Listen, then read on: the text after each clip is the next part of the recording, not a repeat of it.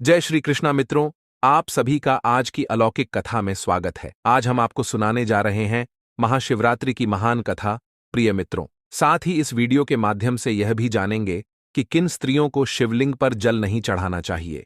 यदि वह जाने अनजाने में ऐसा करती हैं, तो उन्हें कौन सा पाप लगता है और उन्हें इसका दुष्परिणाम भुगतना पड़ सकता है। तो चलिए मित्रों, आपका ज्यादा समय व्यर्थ न करते हुए आज की कथा प्रारंभ करते हैं। मित्रों, एक बार की बात है, भगवान शिवजी आदिशक्ति माता पार्वती के साथ कैलाश पर्वत पर विराजमान थे। चारों ओर वातावरण में एक अनोखी शांति थी। यह मनमोहक दृश्य देखकर किसी का भी मन विचलित हो सकता था। उसी समय आदिशक्ति माता पार्वती के मन में एक प्रश्न का उत्तर जानने की जिज्ञासा उठी। तभी उन्होंने बहुत ही व्याकुल मन से भगवान शिवजी से कहा, हे नाथ, आज मैं आपके मुख से महाशिवरात्रि का महात्म्य सुनना चाहती हूँ और यह जानना चाहती हूँ कि वह कौन सी स्त्रियां हैं जिन्हें शिवलिंग पर जल नहीं चढ़ाना चाहिए। माता पार्वती का प्रश्न सुनकर भगवान शिवजी मंद मुस्कान के साथ बोले, हे देवी पार्वती, आज आपने संसार के हित के लिए अति उत्तम प्रश्न किया है। हे देवी, जो भी स्त्री पुरुष इस महाशिवरात्रि की कथा को सच्ची श्रद्धा से मेरा चिंतन करते हुए सुनता है, उसके सहस्त्रों पाप नष्ट हो जाते हैं। इस कथा का श्रवण करने मात्र से मनुष्य के घर के दुख दरिद्र समाप्त हो जाते हैं, उसके सभी मनोरथ पूर्ण हो जाते हैं और उस पर स्वयं मेरी कृपा दृष्टि बनी रहती है। मित्रों, भगवान शिव जी की यह बात सुनकर माता पार्वती हाथ जोड़ते हुए कहती हैं, हे नाथ, आप कथा कहिए। मैं आपको वचन देती हूँ कि इस कथा को ध्यानपूर्वक पूरा सुनूंगी और इस कथा का समस्त लोकों में प्रचार प्रसार करूंगी। तभी भगवान शिव जी कथा सुनाते हुए कहते हैं, हे देवी, पूर्व काल की बात है। दक्षिण देश में दंडकारण्य नाम का एक विशालकाय वन था। उसी वन में एक शिकारी रहता था जिसका नाम विश्वरूप था। वह अत्यंत ही दुष्ट और क्रूर स्वभाव का था। उसके अंदर तनिक मात्र भी दया भाव नहीं थी। वह सदैव क्रूरता के काम किया करता था। वह प्रतिदिन सुबह उठकर वन में चला जाता और वहां जाकर मृग को तथा अन्य पशुओं को मारकर उन्हें अपना शिकार बना लेता था। आगे भगवान शिवजी कहते हैं, हे देवी, उन बेजुबान और असहाय जानवरों को मारते समय उसे थोड़ा सा भी भय नहीं लगता है। वह इतना दुष्ट था कि जंगल से आने जाने वाले राहगीरों को लूट लेता था। यदि कोई राहगीर धन देने से मना कर देता तो उसे वह मृत्यु के घाट उतार देता था। उसने अपने जीवन काल में कभी कोई पुण्य का कार्य नहीं किया था। इस प्रकार से पाप कर्म करते हुए उस दुरात्मा शिकारी को बहुत समय बीत गया। फिर एक दिन महाशिवरात्रि के व्रत का दिन आ गया। किंतु मित्रों, वह दुष्ट शिकारी तो नास्तिक था। उसके अंदर भगवान के प्रति कोई श्रद्धा भाव तो थी नहीं, इसलिए उसे महाशिवरात्रि व्रत के बारे में कुछ भी नहीं पता था। जब वह सुबह उठा तो उसकी पत्नी और माता पिता भूख से पीड़ित होकर उसके पास आए और उससे विनती करते हुए बोले, हे वृक्षक, हम सबको बहुत भूख लगी है, कृपया जंगल से जाकर कुछ खाने के लिए ले आइए। अपनी पत्नी और माता पिता के निवेदन करने पर वह शिकारी तुरंत उठा और झोपड़ी के अंदर गया। धनुष बाण उठाया और पीने के लिए एक पात्र में पानी भरकर शिकार करने के लिए जंगल की ओर चला गया। मित्रों, उस दिन शिकारी विश्वरूप ने सारा दिन जंगल में शिकार की खोज की, परंतु उसे जंगल में ना कोई हिरण दिखा और ना कोई अन्य जानवर दिखा। वह दिन भर हाथ में धनुष लेकर जंगल में इधर उधर घूमता रहा, लेकिन उसे भोजन की प्राप्ति के लिए कोई भी जानवर नहीं मिला। और इधर शाम भी हो रही थी। भगवान सूर्यदेव अपने प्रकाश की अंतिम लालिमा बिखेर रहे थे। यह देखकर वह शिकारी बहुत व्याकुल हो उठा और सोचने लगा, आज तो कोई भी शिकार नहीं मिला। घर में बच्चे मेरे आने की राह देख रहे होंगे। मेरे माता पिता जो भूख से व्याकुल होकर मेरी राह देख रहे हैं, उनका क्या होगा? उनकी क्या दशा हो गई होगी? उनके लिए मुझे कुछ न कुछ भोजन लेकर ही घर लौटना चाहिए, अन्यथा वह भूख के कारण अपने प्राण त्याग देंगे। यह सोचकर वह शिकार की खोज में जंगल के भीतर चला जाता है। तभी उसकी नजर एक सरोवर पर पड़ी। सरोवर को देखकर उसके मन में खुशी की उमंग जागृत हो उठी और वह सरोवर के समीप खड़ा होकर सोचने लगा, कोई ना कोई प्राणी सरोवर में पानी पीने के लिए आएगा। उसी समय मैं उस पर अपने धनुष बाण से प्रहार कर दूंगा और उसे अपना शिकार बना लूंगा। फिर उसे अपने साथ घर ले जाऊंगा। ऐसा निश्चय करके वह एक विशालकाय बेल के वृक्ष पर चढ़कर बैठ गया और सरोवर पर अपने शिकार के आने की राह देखने लगा और सोचने लगा, पता नहीं कब कोई प्राणी पानी पीने के लिए आएगा और कब मैं उसे मारूंगा। मित्रों, शिकार की प्रतीक्षा करते करते शाम हो चुकी। उधर सूर्यदेव अस्त हो चुके थे, किंतु उस सरोवर पर कोई भी प्राणी पानी पीने नहीं आया। वह शिकारी भूख प्यास से पीड़ित होकर उसी पेड़ पर बैठा रहा। थोड़ी देर बाद रात्रि का पहला पहर प्रारंभ हो गया। तभी उस सरोवर के पास एक हिरनी उछलते कूदते हुए पानी पीने के लिए आती है। मित्रों, उस हिरनी को सरोवर के पास देखकर उस शिकारी को बहुत खुशी हुई और उसने तुरंत उस हिरनी को मारने के लिए अपने तरकश से बाण निकाला और धनुष पर रखकर प्रत्यंचा खींची। उसी समय पात्र में रखा हुआ जल और कुछ बेलपत्र नीचे गिर पड़े। मित्रों, वह जल और बेलपत्र उस वृक्ष के नीचे एक प्राचीन शिवलिंग था। उसके ऊपर जा गिरे जल और बेलपत्र के शिवलिंग पर गिरने से उस शिकारी की पहले पहर की पूजा संपन्न हो गई, जिससे अनजाने में ही उस शिकारी के समस्त पाप तत्काल नष्ट हो गए। उधर वृक्ष से जब जल गिरा तो उसकी आवाज सुनकर हिरनी सतर्क हो गई और उसने वृक्ष की ओर देखा तो पेड़ पर एक शिकारी अपने हाथ में धनुष की प्रत्यंचा खींचकर उसका शिकार करने के लिए निशाना लगा रहा था। शिकारी को देखकर वह हिरनी घबरा गई और उसने डरते हुए शिकारी से कहा, हे व्याध, ठहर जाओ, कृपया मेरा शिकार मत करना, अन्यथा तुम्हें पाप लगेगा। मित्रों, हिरनी की यह बात सुनकर शिकारी जोर जोर से हंसने लगा और उसने हंसते हुए कहा, हे हिरनी, आज मेरे परिवार के लोग भूखे हैं, इसीलिए मैं तुम्हें मारकर अपने साथ ले जाऊंगा और उनकी भूख मिटाऊंगा। शिकारी की यह बात सुनकर वह हिरनी अत्यंत दुखी हो गई और सोचने लगी, अब मैं क्या करूं, इस शिकारी से खुद की रक्षा कैसे करूं। ऐसा विचार करके उस हिरनी ने शिकारी से विनती करते हुए कहा, हे व्याध, मुझे मारकर मेरा मांस खाने से यदि तुम्हारे परिवार के लोगों की भूख मिटती है तो ठीक है, तुम मेरा शिकार अवश्य कर लेना, किंतु मेरी बात सुनो, इस समय मेरे सभी बच्चे भूखे हैं। मैं तुम्हारे हाथों मरने से पहले एक बार अपने बच्चों से मिलना चाहती हूं और उन्हें अपने पति को सौंपकर जल्द ही आपके पास लौट आऊंगी। कृपया मुझे अपने बच्चों से एक बार मिलने की अनुमति दे दीजिए। मैं आपको वचन देती हूं कि मैं बच्चों से मिलने के बाद अवश्य आऊंगी। आगे की कथा सुनाते हुए भगवान शिव जी माता पार्वती से कहते हैं, हे देवी, उस असहाय हिरणी के यह बात सुनकर वह निर्दयी व्याध जोर जोर से ठहाके मारकर हंसने लगा। उसे हिरणी की बातों पर यकीन नहीं हुआ और उसने दोबारा से उस पर निशाना लगा दिया। ये देखकर वह हिरणी बहुत डर गई और करुण स्वर में भयभीत होकर उस शिकारी के सामने विनती करते हुए बोली, हे व्याध, मैं तुम्हारे सामने शपथ खाती हूं कि मैं अपने बच्चों को उनके पिता के पास सौंपकर अवश्य लौट आऊंगी। यदि मैं लौट कर नहीं आई तो मुझे ऐसा पाप लगेगा जैसे किसी ब्राह्मण को वेद ग्रंथों को बेचने पर लगता है, और पति का अपमान करने वाली तथा व्यभिचार करने वाली स्त्री को जो पाप लगता है उससे भी कठोर पाप मुझे लगेगा। यदि मैं लौट कर नहीं आई तो मित्रों, ऐसी कठोर शपथ खाने के बाद वह हिरणी चुप हो गई। उस हिरणी के मुख से ऐसे वचन सुनकर उस शिकारी को उस हिरणी पर विश्वास हो गया और वह कहने लगा, हे हिरणी, ठीक है, अब तुम अपने बच्चों से मिलने के लिए जाओ और जल्दी लौटकर वापस आ जाना। मैं इसी सरोवर के पास तुम्हारे वापस आने की प्रतीक्षा कर रहा हूं। फिर वह हिरणी शिकारी का धन्यवाद करते हुए बहुत ही प्रसन्नता के साथ सरोवर में पानी पीकर अपने बच्चों से मिलने के लिए चली गई। इतने में ही रात का पहला पहर शिकारी के द्वारा जागते ही जागते बीत गया और रात्रि का दूसरा पहर शुरू हो गया। तभी सरोवर के पास उस हिरनी की बहन आ गई जो अपनी बहन को खोज रही थी। उसे देखते ही उस शिकारी ने तुरंत उस पर धनुष बाण से निशाना लगाया। तभी उसके पास रखे हुए पात्र से पानी बेल पत्र के साथ दोबारा से शिवलिंग पर गिर गया। इस प्रकार से उस शिकारी द्वारा दूसरे पहर की भी पूजा संपन्न हो गई। मित्रों, पेड़ से पानी गिरने की आवाज आते ही उस हिरणी की बहन ने पेड़ के ऊपर देखा तो उस पर एक शिकारी हाथ में धनुष बाण लिए हुए बैठा था। शिकारी को देखते ही उस हिरणी की बहन ने घबराते हुए कहा, हे वन्यजीव शोधक, मेरी बात सुनो, मैं अपने आप को बहुत भाग्यशाली समझ रही हूं। आज मेरा जीवन सफल हो जाएगा क्योंकि मेरे इस शरीर को खाने से किसी की तृप्ति हो रही है। परंतु तुम मुझे अभी मत मारना। घर पर मेरे छोटे छोटे बच्चे हैं जो मेरे आने की प्रतीक्षा कर रहे हैं।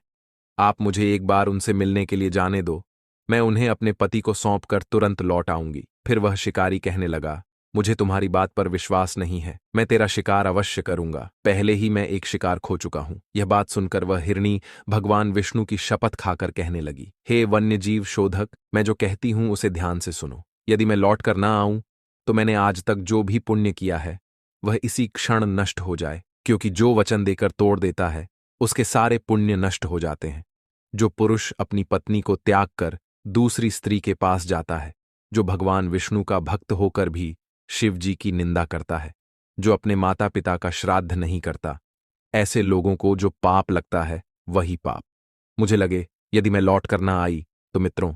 उस हिरणी की बहन की बात सुनकर शिकारी का हृदय द्रवित हो उठा और उसने उस पर दया दिखाते हुए कहा, हे हिरणी, ठीक है, तुम जाओ और शीघ्रता से लौट कर आओ। फिर वह हिरणी की बहन भी जल पीकर अपने बच्चों से मिलने के लिए चली गई। इधर शिकारी उनके वापस आने की प्रतीक्षा करने लगा और धीरे धीरे रात्रि का दूसरा पहर भी समाप्त हो गया। अब रात्रि का तीसरा पहर आरंभ हो गया, किंतु वह दोनों हिरणी लौट कर नहीं आई। तभी उसकी नजर एक हिरण पर पड़ी। वह बड़ा ही तंदुरुस्त और हष्टपुष्ट था। हिरण को देखकर शिकारी बहुत खुश हो गया और उसने धनुष पर तीर चढ़ाया और निशाना लगाया। ऐसा करते समय फिर से थोड़ा सा जल और बेलपत्र नीचे शिवलिंग पर गिर गया। इस प्रकार उसके द्वारा भगवान शिवजी की तीसरे पहर की भी पूजा संपन्न हो गई। जब पेड़ के ऊपर से पत्तों की आवाज आई तो उस हिरण ने ऊपर की ओर देखा तो उस पर एक शिकारी धनुष बाण लिए हुए बैठा था। शिकारी को देखते ही वह हिरण घबरा गया और डरते हुए बोला, हे व्याध, आप यह क्या कर रहे हो? रुक जाओ।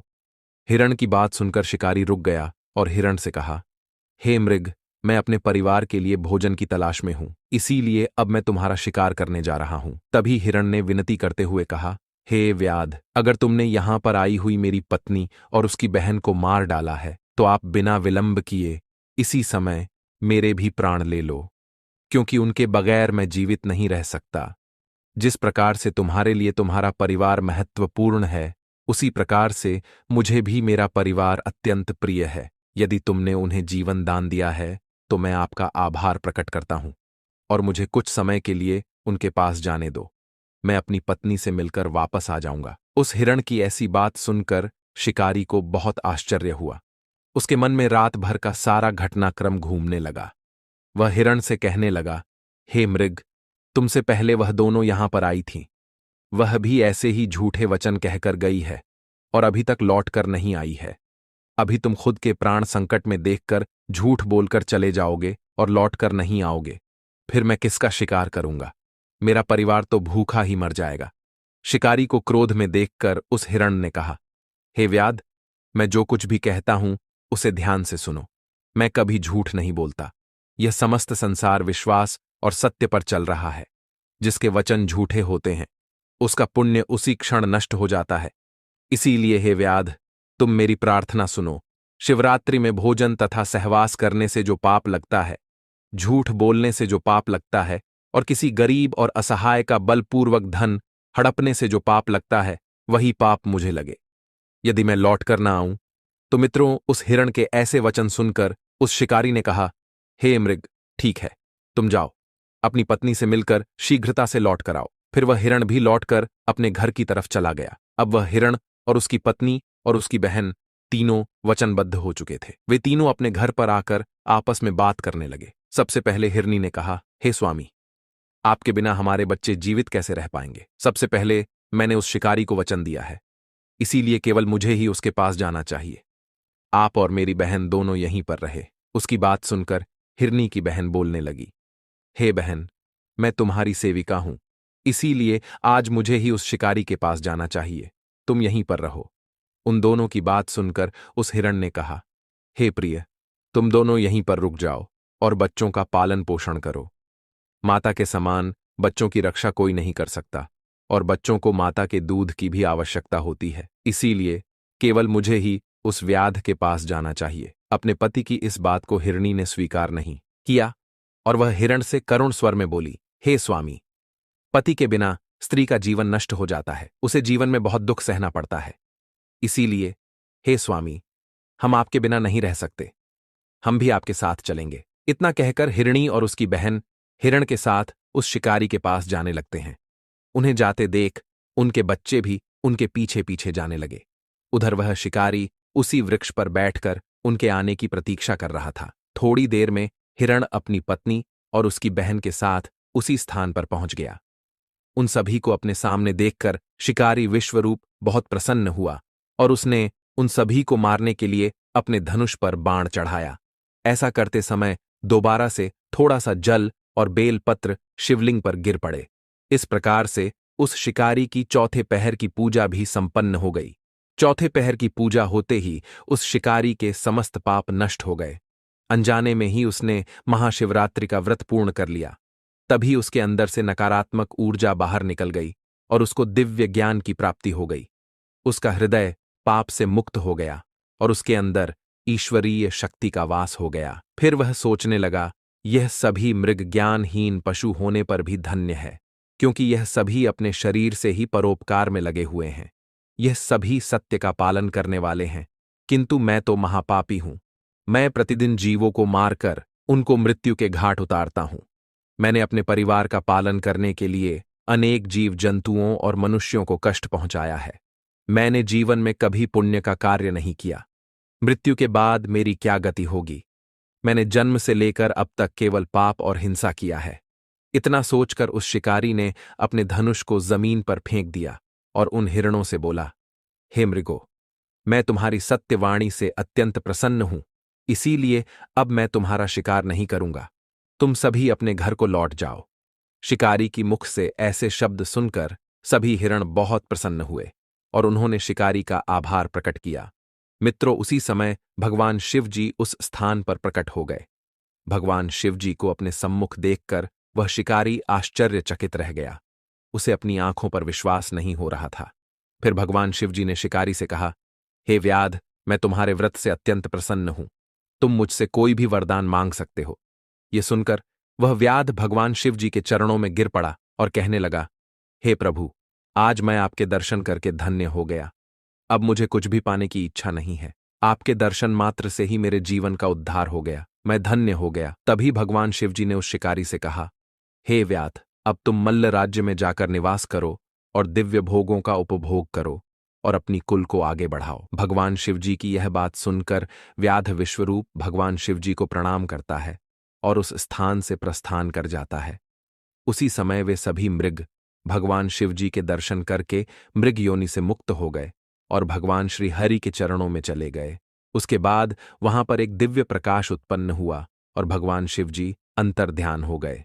मित्रों, आगे भगवान शिव जी माता पार्वती से कहते हैं, हे देवी, जो भी मनुष्य जाने अनजाने में महाशिवरात्रि का व्रत करता है, उसका मैं सदैव उद्धार करता हूं और उसे समस्त पापों से मुक्ति मिल जाती है।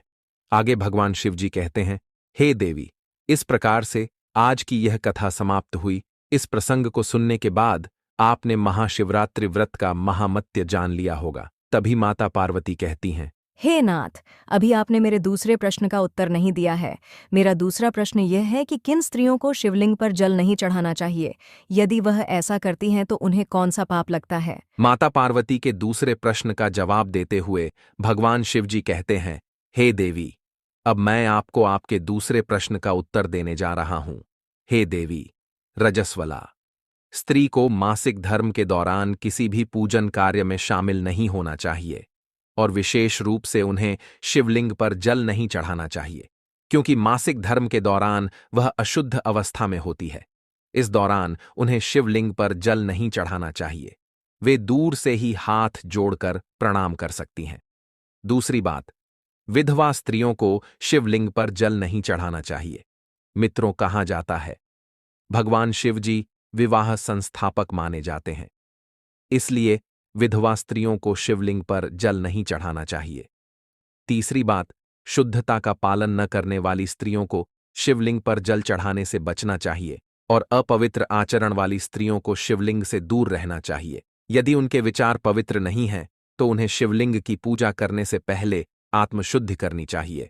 मित्रों, जो भी स्त्री इन नियमों का पालन नहीं करती है, उसे भगवान शिव जी के अपमान का दोष लगता था, क्योंकि शिवलिंग को भगवान शिव जी का प्रतीक माना जाता है। ऐसी स्त्रियों के जीवन में अशुभ फल प्राप्त होता है। उन्हें भगवान शिव जी के क्रोध का सामना करना पड़ सकता है। यदि कोई स्त्री विधि विरुद्ध शिवलिंग की पूजा करती है, तो उसके जीवन में संतान प्राप्ति में बाधा आ सकती है या परिवार पर संकट आ सकता है। यदि कोई स्त्री शुद्धता का उल्लंघन करते हुए शिवलिंग की पूजा करती है, तो उसे अकाल मृत्यु या दुर्भाग्य का सामना करना पड़ता है। मित्रों, आगे भगवान शिव जी माता पार्वती से कहते हैं, हे देवी, स्त्रियों को शिवलिंग की पूजा करते समय शुद्धता और धर्म के नियमों का पालन करना चाहिए। यदि कोई स्त्री इन नियमों का उल्लंघन करती है, तो उसे पाप का भागी माना जाता है और उन्हें इस कुकृत्य कार्य के लिए दुष्परिणाम भुगतने पड़ते हैं। इतना कहकर भगवान शिव जी अपनी वाणी को विराम देते हैं। मित्रों, इस प्रकार से आज का यह ज्ञानवर्धक प्रसंग समाप्त हुआ। आशा करते हैं आपको यह प्रसंग पसंद आया होगा। एक बार सच्ची श्रद्धा से जय भोलेनाथ, जय हरि विष्णु अवश्य लिखें। प्रिय मित्रों, वीडियो देखने के लिए आप सभी का बहुत बहुत धन्यवाद।